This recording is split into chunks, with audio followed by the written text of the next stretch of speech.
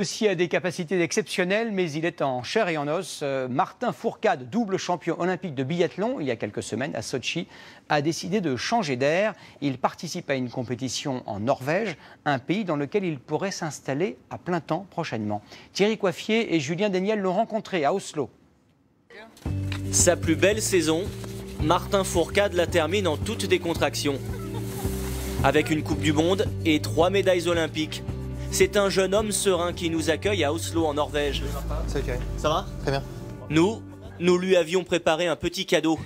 Le film de ses exploits de Sochi.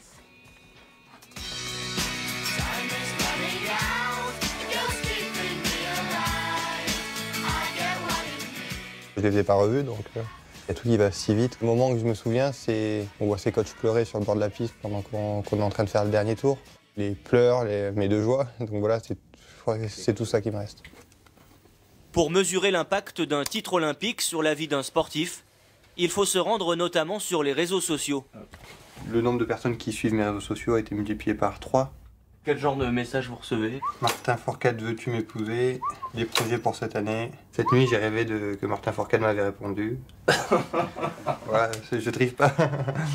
J'avais déjà cette notoriété dans quelques pays, en Scandinavie, en Russie, en Allemagne, où le biathlon est assez populaire, donc ma vie ne change pas du jour au lendemain, elle ne change pas du tout au tout. L'année prochaine, en revanche, il va y avoir du changement. Martin Fourcade va venir vivre ici, en Norvège. Je suis curieux, j'ai envie de voyager. Je crois que la Norvège, pour tout skieur, en particulier nordique, c'est quand même quelque chose de particulier. Autre bouleversement la saison prochaine, en plus du biathlon, Martin Fourcade va participer à la Coupe du Monde de ski de fond. Ça vient de ce côté défi, ce côté challenge, de ne pas rester dans une routine, de me mettre un peu en danger pour continuer à progresser, pour aller jusqu'à la prochaine Olympiade avec toujours autant d'envie et de motivation. Les prochains Jeux d'hiver auront lieu en Corée du Sud. Martin Fourcade pourrait une nouvelle fois en être la star. Avant de refermer ce journal, regardez notre photo du jour à gauche, l'œil à moitié fermé, allongé sur l'herbe, le chien le plus cher du monde. C'est un mastif tibétain, il vient d'être acheté 1 400 000 € lors d'une foire canine organisée en Chine. Ce spécimen rare, originaire des hauts plateaux de l'Himalaya, pèse 90 kg. Et les nouveaux milliardaires chinois se sont, paraît-il, pris de passion pour cet animal.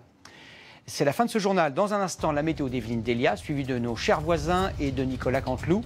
Place ensuite à votre série, section de recherche. Demain à 13h, Jean-Pierre Pernaut et à 20h, Claire Chazal.